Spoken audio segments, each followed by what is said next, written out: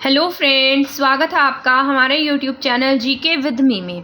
तो आज की इस क्लास में हम पढ़ना शुरू करेंगे कुछ ईवीएस के कुछ ऑप्शन टाइप क्वेश्चंस के बारे में। इस क्लास में केवल हम इन क्वेश्चंस को ही डिस्कस करेंगे। इससे नेक्स्ट क्लास में मैं आपको एनवायरनमेंट से रिलेटेड जितने भी लॉ हुए हैं या जितनी भी मीटिंग्स हुई हैं, कन्वेंशन हुए हैं, उन सब के बारे में पढ़ा दूंगी। ठीक है, जैसे बायोडाइवर्सिटी से रिलेटेड क्वेश्चन भी आए आपके एग्जाम में, जैसे रामसर साइट्स हैं, तो उन सबसे रिलेटेड जितनी भी साइट्स हैं या जितने भी इंपॉर्टेंट पॉइंट्स हैं जो आपके रीसेंट टॉपिक से रिलेटेड है या जो इंपॉर्टेंट हो सकते हैं एग्जाम के पॉइंट ऑफ व्यू से, तो वो मैं आपको नेक्स्ट क्लास में करा दूंगी। ठीक है, तो स्टार्ट कर देते हैं आज की क्लास। ये क्लास मैंने सिर्फ क्वेश्चन आंसर सीरीज में इसमें सिर्फ क्वेश्चन आंसर ही ऐड किए हैं, तो ये भी आपके लिए हेल्पफुल रहेगी, क्योंकि आपने देखा होगा कि आपके एग्जाम में जो फैक्चुअल क्वेश्चंस है ना, वो ज़्यादा पूछे जा रहे हैं। जो फैक्ट वाले क्वेश्चन है वो आपके एग्जाम में ज़्यादा पूछे जा रहे हैं। ठीक है, तो यहाँ से हम पढ़ लेते हैं, क्या पता इनमें से भी आपको कुछ देखने को मिल जाए, क्योंकि फैक्ट वाले क्वेश्चंस का कुछ पता नहीं होता, क्या पता कहाँ से आ जाए।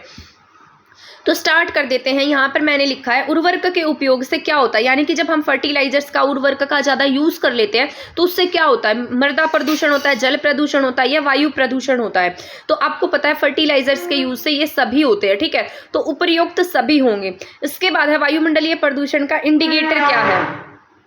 ठीक है, इसके बाद जो आपका नेक्स्ट पॉइंट है ये बहुत इंपॉर्टेंट है। वायुमंडलीय प्रदूषण का जो इंडिकेटर है वो क्या होता है, क्या पता आपसे सीधा ही पूछ ले। वायुमंडलीय प्रदूषण, जो एनवायरनमेंट जो पोल्यूशन होता है, उसका इंडिकेटर क्या है, तो आप क्या टिक करेंगे। जो लाइकेन है ना, वो इसका इंडिकेटर होता है, तो आपको क्या टिक करना है, लाइकेन। लाइकेन क्या है, जो वायुमंडलीय प्रदूषण है उसका इंडिकेटर होता है। इसके बाद मोस्ट इंपॉर्टेंट पॉइंट है 1984 में भोपाल गैस त्रासदी हुई, क्योंकि जो मिथाइल आइसोसाइनेट था वो किसके साथ में रिएक्ट कर गया था। ठीक है, तो जो मिथाइल आइसोसाइनेट है वो किसके साथ में रिएक्ट किया था, आपके वाटर के साथ उसने रिएक्शन की थी, जिसकी वजह से क्या हो गई थी, भोपाल गैस त्रासदी हुई थी। अगर आपसे ऐसा भी पूछा जा सकता है कि जो भोपाल गैस त्रासदी हुई है उसमें क्या ऐड था, तो मिथाइल आइसोसाइनेट था, और किसके साथ में रिएक्शन हुई थी, उसकी वाटर के साथ में। इसके बाद है इसमें से जो नेगेटिव मृदा प्रदूषण है वो क्या है, इसका आंसर मैं आपको बता देती हूँ। यहाँ पर कटाव और अति प्रयोग के कारण जो मिट्टी की उत्पादकता में कमी आ जाती है, यानी कि जब भूमि है ना, भूमि बहुत ज़्यादा कटने लगती है या फिर ज़्यादा अपर्दन होने लगता है, उसके कारण उसकी जो प्रोडक्टिविटी है उसमें जो कमी आ जाती है, उसी को क्या कहा जाता है, यहाँ पर नेगेटिव मृदा प्रदूषण कहा जाता है। ठीक है, इसके बाद है सूर्य के प्रकाश में होने वाला वायु प्रदूषण कौन सा है, तो ये इंपॉर्टेंट है आपका, सूर्य के प्रकाश में होने वाला वायु प्रदूषण कौन सा है। तो यहाँ पर स्मोग कम करना है, अम्लीय वर्षा है, ऑक्सीकारक स्मोग है या कोहरा है, तो इसका आंसर हो जाएगा आपका ऑक्सीकारक स्मोग। ठीक है, इसके बाद नेक्स्ट पॉइंट पढ़ लेते हैं हम। समुद्र तल से 10 से 50 किलोमीटर के बीच वायुमंडल की परत क्या। ठीक है, तो यहाँ पर इसका आंसर हो जाएगा समताप मंडल, क्योंकि आपको पता है 10 किलोमीटर तक आपके जो क्षोभ मंडल है वो पाया जाता है। इसके बाद आपके समताप मंडल पाई जाती है। समताप मंडल वही है जहाँ पर आपके ओजोन लेयर भी पाई जाती है। वैसे आपकी ओजोन लेयर जो है वो क्षोभ मंडल में भी होती है, बट यहाँ पर ये 10% ही है और समताप मंडल में 90% है। ठीक है, जो क्षोभ मंडल है ना, यहाँ पर 10% है, क्योंकि यहाँ पर जब ओजोन लेयर होती है वो किसकी तरह काम करती है, यहाँ पर ये ग्रीन हाउस गैसेस की तरह काम करती है। लेकिन जब समताप मंडल में होती है तो ओजोन लेयर की तरह काम करती है और हमारी अल्ट्रावायलेट रेस से सहायता करती है। इसके बाद नेक्स्ट पॉइंट है कोल्ड वाटर में डीओ की जो सांद्रता है वो कितनी होनी चाहिए। ठीक है, तो जो कोल्ड वाटर है इसमें डीओ की सांद्रता वैसे तो मतलब हम देखते हैं तो कहीं कहीं पर इसकी 10 ppm लिखा है और कहीं कहीं पर 8 ppm लिखा गया है। ठीक है, तो जो टेस्ट सीरीज है उसमें 10 ppm है और यहाँ पर कई जगह आपको 8 ppm भी देखने को मिलता है, तो आप ये देख लेना जो भी ऑप्शन में दिखाई दे। तो यहाँ पर इसके बाद है खाद्य श्रृंखला में प्रत्येक पोषक स्तर पर डीडीटी की मात्रा क्या क्या रहती है। तो जितनी भी श्रृंखलाएं होती हैं, जैसे फूड चेन होती है, खाद्य श्रृंखला होती है, उसमें प्रत्येक पोषक स्तर पर डीडी की मात्रा क्या होती है, बढ़ जाती है। इसके बाद है लंदन स्मोक का निर्माण कैसे होता है, मतलब किस समय होता है। ये इंपॉर्टेंट आपसे पूछा जा सकता है कि लंदन स्मोक का निर्माण जो है वो किस समय होता है, सर्दी में दिन के समय, गर्मी में, या गर्मी में सुबह के समय, या सर्दी में सुबह के समय। तो ये जो लंदन स्मोक है, स्मोक कब आती है, ठंड में ही आती है, तो सर्दियों में आती है और किस समय आती है, सुबह के समय आती है। तो आप इसको ऐसे याद रख सकते हैं, लंदन स्मोक कब आती है, सर्दी में, और किस समय आती है, सुबह के समय आती है। इसके बाद है शराब की भट्टी और चीनी कारखानों में कचरा जल निकाय की गुणवत्ता को बदलता है। यानी कि ये कह रहा है शराब की जो भट्टियां होती है और जो चीनी कारखाने होते हैं उनसे जो कचरा निकलता है, उसका जो जल निकाय उस कचरे को जब हम जल में मिला देते हैं तो जल की जो गुणवत्ता है उसमें क्या चेंज आता है, उसका तापमान बदल जाता है, मैलापन आ जाता है, पीएच में चेंज होता है, या सीओडी और बीओडी लेवल में मतलब ये इसमें इफेक्ट पड़ता है। तो आप सभी को पता है इसका सीओडी और बीओडी लेवल इफेक्ट होता है। ठीक है, इसके बाद यहाँ पर है scientific study of soil. Soil की जो साइंटिफिक स्टडी होती है उसे हम क्या कहते हैं, पेडोलॉजी कहते हैं, पेडोलॉजी बोलते हैं। ठीक है, तो जो सोइल की स्टडी उसे क्या कहेंगे, पेडोलॉजी। इसके बाद नेक्स्ट पॉइंट है निम्नलिखित में से कौन मृदा प्रदूषण का स्रोत नहीं हो सकता। यहाँ पर ऑप्शन दिए गए हैं परिवहन क्षेत्र, कृषि क्षेत्र, ताप विद्युत क्षेत्र, या पन बिजली, या हाइड्रो पावर प्लांट। तो आपको पता है किससे रिलेटेड हो रहा है, ये मृदा प्रदूषण यानी कि सोइल पॉल्यूशन से रिलेटेड है। तो यहाँ पर इसका जो कारण है वो क्या नहीं हो सकता है, तो इसका जो कारण होगा वो आपको पता है हाइड्रो पावर प्लांट्स इसका रीजन नहीं होंगे, परिवहन क्षेत्र होगा, कृषि क्षेत्र होगा, ताप विद्युत क्षेत्र होगा। तो ये फैक्चुअल क्वेश्चन है, ये आपको बस ऐसे याद रख लेने हैं। ठीक है, आप अगर एक बार इसको देख भी लोगे ना तो अब जब एग्जाम में इनमें से कोई क्वेश्चन आएगा, जब आप इसको देखोगे तो अब आपको मतलब रिमाइंड आ जाएगा कि हमने वहां पर इसे पढ़ा था। मिट्टी के प्रदूषण का कारण क्या नहीं है। ठीक है, तो जो सॉइल पॉल्यूशन होता है, सॉइल पॉल्यूशन का कारण इसमें से क्या नहीं होता, भारी धातुएं, खनिज तेल, नाइट्रस ऑक्साइड, या फिर हाइड्रोकार्बन। तो इसका आंसर होगा आपके हाइड्रोकार्बन। ठीक है, नाइट्रस जो है ना, ये नाइट्रस ऑक्साइड ये वायु प्रदूषण का कारण बनता है। ठीक है, वायु का कारण होता है, ये सबसे ज्यादा मतलब सबसे ज्यादा जो मिट्टी प्रदूषण का कारण है यहाँ पर। ठीक है, तो यहाँ पर इसका जो आंसर हो जाएगा वो होगा हाइड्रोकार्बन। हाइड्रोकार्बन जो है ना वो आपके हाइड्रोजन और कार्बन के मिक्सचर से बनता है। ठीक है, एक तरीके की गैस होती है। तो हाइड्रोकार्बन इसका आंसर हो जाएगा जो सॉइल पोल्यूशन का कारण नहीं बनता है। इसके बाद है निम्न में से किस प्रकार की मिट्टी में स्व जुताई का गुण होता है, यानी कि जो अपने आप जिसमें अपने आप जुताई का गुण होता है। तो यहाँ पर कौन सी आपकी काली मिट्टी है जो कपास की खेती के लिए इंपॉर्टेंट मानी जाती है, इसे ही हम रेगूर मिट्टी के नाम से भी जानते हैं। तो आपका आंसर हो जाएगा यहाँ पर ऑप्शन नंबर ए। इसके बाद है नेक्स्ट क्वेश्चन हमारा, प्रदूषित मिट्टी को साफ करने के लिए पौधों और फूलों के उपयोग की अवधारणा को क्या कहा जाता है। यानी कि कुछ ना कई बार ऐसा होता है कि जो प्रदूषित मिट्टी है उसको साफ करने में कुछ फ्लावर्स की नीड होती है, कुछ फ्लावर्स का यूज किया जाता है, तो उसे हम क्या बोलते हैं। तो यहाँ पर इसका आंसर हो जाएगा फाइटो रेमिडेशन। ठीक है, तो यहाँ पर मिट्टी और जो उसका अंडरग्राउंड वाटर होता है उसको साफ करने के लिए हम कुछ फ्लावर्स का यूज करते हैं। तो यहाँ पर इसका आंसर ऑप्शन नंबर डी हो जाएगा। इसके बाद है मल्चिंग किससे रिलेटेड है, ये आपसे पूछा जा सकता है एग्जाम में, क्योंकि ऐसे ही क्वेश्चंस पूछे गए हैं जो फैक्चुअल हैं। तो मल्चिंग किसकी विधि आपके यहाँ पर, मिट्टी के निर्माण की, मिट्टी संरक्षण की, मिट्टी अपर्दन की, या स्थलीकरण की। तो ये सॉइल की जो संरक्षण होता है उसको बचाने की जो विधि होती है वो क्या है, मल्चिंग है। ये कहाँ यूज की जाती है, जब मिट्टी में नमी होती है। तो ये किसका कारण है, मृदा संरक्षण का। ठीक है, मृदा संरक्षण की विधि है मल्चिंग। रानी ने अपने कचरे को, यहाँ पर मैंने लिखा है जो रानी है उसने अपने कचरे को 2 समूह में बांटा है। उसमें से एक में खराब भोजन, बगीचे की सजावट, कागज और लकड़ी का सामान है। दूसरे में उसने प्लास्टिक बैग, खिलौने, बोतलें और कांच रखा है। तो आपको बताना कि इसमें से ये क्या है। यहाँ ऑप्शंस में लिखना भूल गई थी। तो यहाँ पर जो ऑप्शन नंबर ए है ना उसमें ये बताया गया कि ये कैसे हैं, जैव निम्नीकरण है। यानी कि जैव निम्नीकरण का मतलब होता है कि जिसको हम जो बायोडिग्रेबल है, जिसका हम दोबारा से यूज कर सकते हैं, बायोडिग्रेबल होंगे। और ये क्या है आपके नॉन बायोडिग्रेबल होते हैं, जिसका हम मतलब जो बहुत समय तक रहते हैं और फिर मतलब अपघटित नहीं होते हैं, काफी समय तक रहते हैं। ठीक है, तो ये आपका आंसर हो जाएगा इसका, ये मैंने एक्सप्लेन कर दिया है। इसके बाद है अजैव निम्नीकरण अवशेष के लिए किस रंग के डिब्बे का यूज किया जाता है। तो जहां पर अजैव निम्नीकरण अवशेष होते हैं तो उसके लिए कैसे डिब्बे का यूज करेंगे, तो वहां पर हम यूज करेंगे ब्लू कलर के डिब्बे का। जो गीला कचरा होता है वो किस में रखते हैं, हम हरे डिब्बे में रखते हैं। ग्रीन में क्या रखते हैं, गीला कचरा। ठीक है, तो जी से ग्रीन है और जी से गीला है, तो गीला कचरा किस में जाएगा, ग्रीन डिब्बे में जाएगा। कागज और कांच किस में जाते हैं, पीले डिब्बे में जाते हैं। ठीक है, और यहाँ पर अजैव निम्नीकरण किस में जाएगा, आपके ब्लू वाले डिब्बे में जाएगा। अब है ई वेस्ट डे। ई वेस्ट डे हम कब मनाते हैं, तो ये ई वेस्ट डे जो मनाया जाता है 14 अक्टूबर को मनाते हैं। तो आपसे पूछा जा सकता है कि ई वेस्ट डे हम कब मनाते हैं, तो ये बनाते हैं हम 14 अक्टूबर को। केंद्रीय प्रदूषण नियंत्रण बोर्ड की स्थापना का उद्देश्य क्या था। ये जितने भी बोर्ड बने हुए हैं ना इन सब के बारे में मैं आपको नेक्स्ट क्लास में बताऊंगी, जब मैं इसकी नेक्स्ट क्लास बनाऊंगी। ठीक है, यहाँ पर सीपीसीबी बोलते हैं इससे आपकी फुल फॉर्म भी पूछी जा सकती है कि व्हाट इज सीपीसीबी। केंद्रीय प्रदूषण नियंत्रण बोर्ड की स्थापना का उद्देश्य क्या है, वायु प्रदूषण को रोकना, जल प्रदूषण को रोकना, ध्वनि प्रदूषण को रोकना, या फिर वनों की कटाई। तो आपको पता लग रहा है ये इसका जो उद्देश्य है वो वायु प्रदूषण को रोकने के लिए बनाया गया था। इसके बाद सतत विकास की अवधारणा पर अधिक ध्यान दिया जाता है। तो ये जो आपसे पूछा जा सकता है कि जो सस्टेनेबल डेवलपमेंट है वो 3 फैक्टर्स पर बेस है। ठीक है, इसके 17 गोल है, तो आपको ये याद रखना है 17 गोल है इसके सस्टेनेबल डेवलपमेंट के। तो यहाँ उसमें ना इन तीनों को ही ऐड किया गया है यहाँ पर लिखा है आर्थिक विकास, सामाजिक विकास, पर्यावरण संरक्षण या फिर ऑल ऑफ दिस।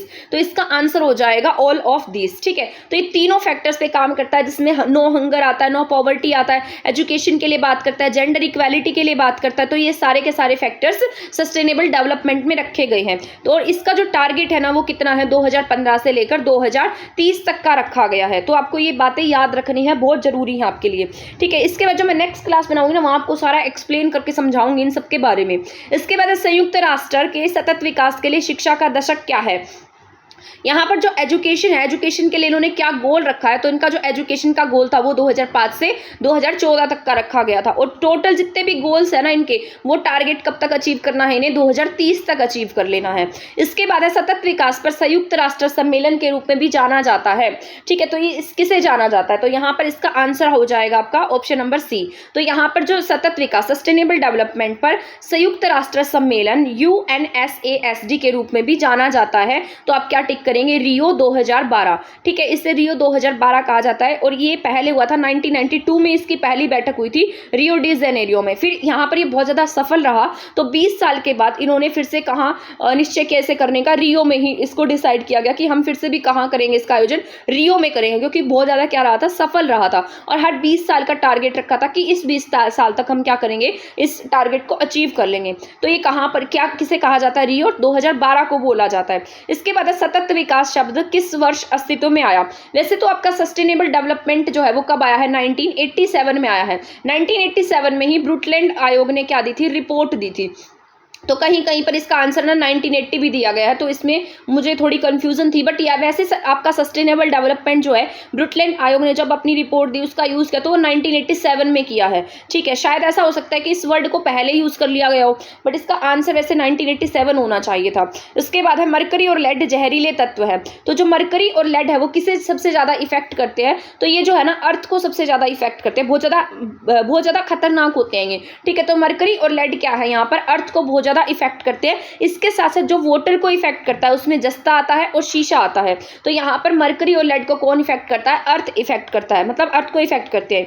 लैंडस्केपिंग का दूसरा शब्द क्या है, लैंडस्केपिंग का जो दूसरा शब्द यूज करते हैं हम लैंडस्केपिंग के लिए, तो उसका नाम क्या है, रिडक्शन है, रिस्टोरेशन है, टॉप सॉइल को हटाना है या रिस्टोर है। तो यहाँ पर इसका आंसर हो जाएगा रिस्टोरेशन करना, बहाली करना। इसके बाद है म्यूनिसिपल सॉलिड वेस्ट शब्द किस तरह के सॉलिड वेस्ट के लिए यूज किया गया है।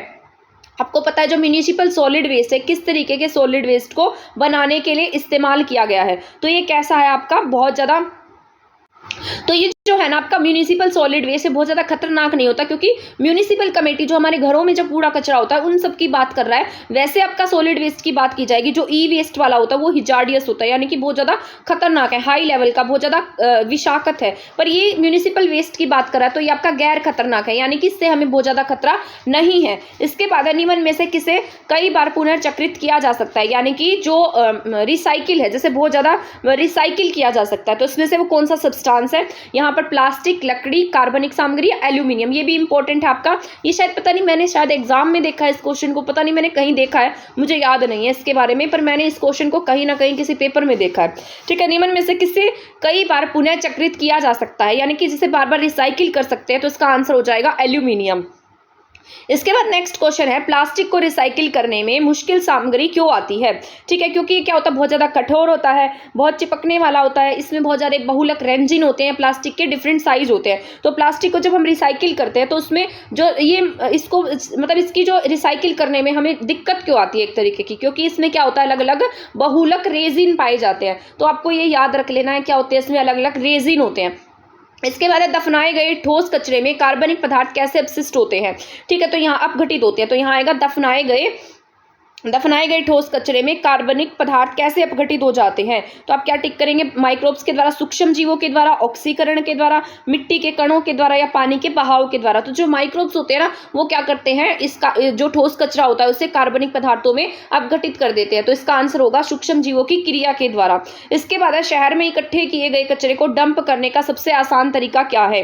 तो आपको ये बताना है, जो शहर में जो कचरा इकट्ठा हो जाता है उसको डंप करने का सबसे आसान तरीका क्या है। तो यहाँ पर जो लैंडफिल है वो क्या है, सबसे इजी वे है, जो भी कचरा होता है उसे मतलब भरने का, या उसको मतलब एक तरीके से उसका इकट्ठा करने का, ठीक है, आसान तरीका है। डंप करने का आसान तरीका क्या है? लैंडफिल है, ठीक है। वैसे आपको बता दूं मैं, लैंडफिल जो है ना डेवलप कंट्री में ज़्यादा यूज़ किया जाता है, क्योंकि हमारे यहाँ पर इसी तरीके से ऐसे ही डंप कर देते हैं इसे। जब सैनिटरी लैंडफिल, ये जो लैंडफिल है ना, लैंडफिल में और सैनिटरी लैंडफिल में ये डिफरेंस होता है कि जो लैंडफिल है ना, इसमें बहुत ज़्यादा मतलब अर्थ के बहुत ज़्यादा नीचे तक नहीं इसे दबाया जाता, ठीक है। और जो सैनिटरी लैंडफिल होता है, इसमें जो अर्थ में जो बहुत ज़्यादा गहरा खड्डा खोदा जाता है, फिर इस कचरे को डाला जाता है ताकि इसमें से जो गैसेस वगैरह हैं वो रिलीज ना हो, बहुत ज़्यादा रिलीज ना हो, ठीक है। तो यहाँ पर है जब सैनिटरी लैंडफिल के अंदर, और ये इसमें से जब गैसेस कब रिलीज होंगी? जब इसके अंदर मौजूद पार्टिकल्स जो है वो टूट जाएंगे। तो कौन सी गैस उत्पन्न होती है? यानी कि इसके अंदर भी कुछ पार्टिकल्स होते हैं जो आपस में क्या होते हैं? टूट जाते हैं। तो इसमें से कौन सी गैस उत्पन्न होगी? तो CH4 रिलीज होती है। तो आपको याद रखना है मीथेन गैस रिलीज होती है। और कई बार ना जो गैसेस जो बहुत ज़्यादा हो जाती है, इनसे क्या बनाया जाता है? बायोगैस बनती है, ऐसे CH4 से और CO2 से, इन गैसेस से। इसके बाद लैंडफिल कचरे से कौन सी गैस का उत्पादन किया जाता है? यही मैंने बताया था, जो लैंडफिल कचरा है उससे जो भी गैसेस निकल रही हैं, जिन गैसेस का प्रोडक्शन हो रहा है, उनसे क्या बनाया जाता है? नेचुरल गैस बनाई जाती है, बायोगैस बनाई जाती है, पेट्रोलियम या फिर ऑयल। तो इसमें क्या बनाया जाता है? बायोगैस बनाई जाती है। इसके बाद है अपशिष्ट हटाने की प्रणाली स्थापित करने वाला पहला शहर। मोस्ट इंपॉर्टेंट आपका, क्योंकि ऐसा पूछा गया ना, आपसे पूछा गया था कि नेट जीरो कार्बन वाला कौन सा देश है, या फिर जो सबसे ज्यादा CO2 प्रोड्यूस करता है वो कौन सा देश है, ठीक है। कार्बन फुटप्रिंटिंग लागू करने वाला या क्लाइमेट के लिए सबसे पहले काम करने वाला, बिल पास करने वाला पहली कंट्री कौन सी है? तो ये ऐसे से क्वेश्चन आपसे पूछे जा सकते हैं। तो अपशिष्ट हटाने की प्रणाली स्थापित करने वाला पहला शहर कौन सा था? एथेंस था। तो आपको याद रखना है कि जो अपशिष्ट है, वेस्ट को हटाने के लिए पहली जो मैनेजमेंट किया, वेस्ट मैनेजमेंट सबसे पहले किसने किया? एथेंस ने किया है। इसके बाद है PM10 and PM2.5 sampler is used. ये कहाँ पर यूज होता है? ये कहाँ यूज होता है? PM10 और PM2.5 ये किस में यूज होता है? ये पर्यावरण प्रदूषण के पार्ट होते हैं, यानी कि एनवायरमेंटल प्रदूषण में यूज किया जाता है इसको, ठीक है। इसके बाद है निम्न में कौन सी संसद, आ गया ना, ये मोस्ट इंपॉर्टेंट क्वेश्चन है आपका, ये मैंने मतलब टेस्ट सीरीज से ही निकाला ये क्वेश्चन, ठीक है। तो ये इंपॉर्टेंट है, ऐसे से क्वेश्चन पूछे गए थे। निम्न में से कौन सी संसद जलवायु आपातकाल घोषित करने वाली दुनिया की पहली संसद बन गई है? तो ये याद रखना है कि जो क्लाइमेट है, क्लाइमेट के लिए जो इमरजेंसी लगाएगी तो कौन सी संसद है? तो आपको याद रखना है यूके क्या है? ब्रिटेन में है, ठीक है। और ये जो यूके है ना, 16 वर्षीय ग्रेटा थनबर्ग के द्वारा एक कदम उठाया गया है। इसके बाद है 2030 तक का इनका टारगेट है कि ये ग्लोबल वार्मिंग को क्या कर देंगे? कम कर देंगे। और इसमें सेकंड कंट्री जो बनी है क्लाइमेट इमरजेंसी लगाने वाली, आयरलैंड बनी है, क्योंकि आपको पता है ये यूके यानी कि जो यूनाइटेड किंगडम है उसी का पार्ट है आयरलैंड वगैरह, ठीक है। तो सेकंड कंट्री कौन बनी है क्लाइमेट इमरजेंसी लगाने वाली? आयरलैंड बनी है। इसके बाद 1992 में आयोजित अर्थ समिट के परिणाम क्या रहे हैं? ठीक है, तो यहाँ पर है 1992 में जो अर्थ समिट है उसके परिणाम क्या रहे, उसमें किस पर बात की गई है, ठीक है। तो इसमें कौन सा नहीं रहा है? इसमें आपके 3 पॉइंट रहे हैं, आपको पता होना चाहिए। पर्यावरण और विकास पर रियो घोषणा इसमें थी, इसके साथ साथ इसमें एजेंडा 21 था, इसके साथ साथ जो फॉरेस्ट के जो प्रिंसिपल्स है, वन सिद्धांत हैं, वो शामिल रहे थे। इसमें पर्यावरण कानूनों की बात नहीं की गई थी। तो इसमें कौन सा शामिल नहीं है ये बताना है आपको। तो पर्यावरण और विकास इसमें शामिल है, एजेंडा 21 इसमें शामिल है, वन के सिद्धांत इसमें शामिल है, ठीक है। तो आपको ये याद रखना है। वनों पर संयुक्त राष्ट्र फोरम UNFF का हेडक्वार्टर कहां पर है? ये इंपॉर्टेंट है। जो फ्रेमवर्क वगैरह यूएन का जो फ्रेमवर्क है, राष्ट्र फॉर्म है, ये क्या है? जो वनों के लिए काम करता है। कब बना था? 2000 में बना है। तो इसका हेडक्वार्टर कहाँ पर है? न्यूयॉर्क में। तो आपसे पूछे ना UNFF का जो हेडक्वार्टर है वो कहाँ है, तो आप क्या टिक करेंगे? न्यूयॉर्क टिक कर देंगे। भारत में पर्यावरण विभाग की स्थापना कब की गई है? तो भारत में जो पर्यावरण विभाग है वो कब बना है? 1980 में बना है। तो ये याद रखना है। 1980 में क्या बना? पर्यावरण विभाग बना है। इसके बाद 85 में पर्यावरण और वन मंत्रालय बना। 1988 में क्या लेकर आए हैं हम? हमारी पॉलिसी लेकर आए, फॉरेस्ट पॉलिसी लेकर आए, जिसके तहत हमारी अर्थ पर 33% पार्ट पर क्या होने चाहिए? वन होने चाहिए। तो 1980 में पर्यावरण विभाग बनाया हमने, 85 में वन मंत्रालय बना दिया और इसके साथ साथ 88 में फॉरेस्ट पॉलिसी बनाई है। तो ये याद रखना है। दुनिया का पहला व्यापक जलवायु समझौता माना जाता है, तो ये बताना है आपको कौन सा व्यापक, यानी कि जो बहुत बड़े लेवल पर हुआ था, तो उसका नाम क्या है? पेरिस समझौता, ठीक है। वैसे तो ये सभी भी क्योटो प्रोटोकॉल भी इसी से रिलेटेड है, बट ये जो व्यापक की बात कर रहा है, बहुत बड़े की बात कर रहा है, तो आप पेरिस समझौता टिक करेंगे। पोषक तत्वों की मात्रा कम वाली जो झील है, जिसमें न्यूट्रिएंट्स की कमी होती है, उसे क्या कहते हैं? ओलिगोट्रोफिक झील, ठीक है। और जिसमें ये सारे सब्सटेंसेस ज्यादा हो जाते हैं उसे क्या बोलते हैं? यूट्रोफिकेशन बोलते हैं, ठीक है। ये पोषक तत्वों की मात्रा वाली, मतलब जिसमें कम हो जाती है जो न्यूट्रिएंट्स है वो कम हो जाते हैं, उसे ओलिगोट्रोफिक झील कहा जाता है। देश का फर्स्ट पर्यावरण कानून कब आया था? तो इंपॉर्टेंट है, जो इंडिया है, इंडिया सबसे पहले जो एनवायरनमेंट लॉ लेकर आया वो कब लेकर आया है?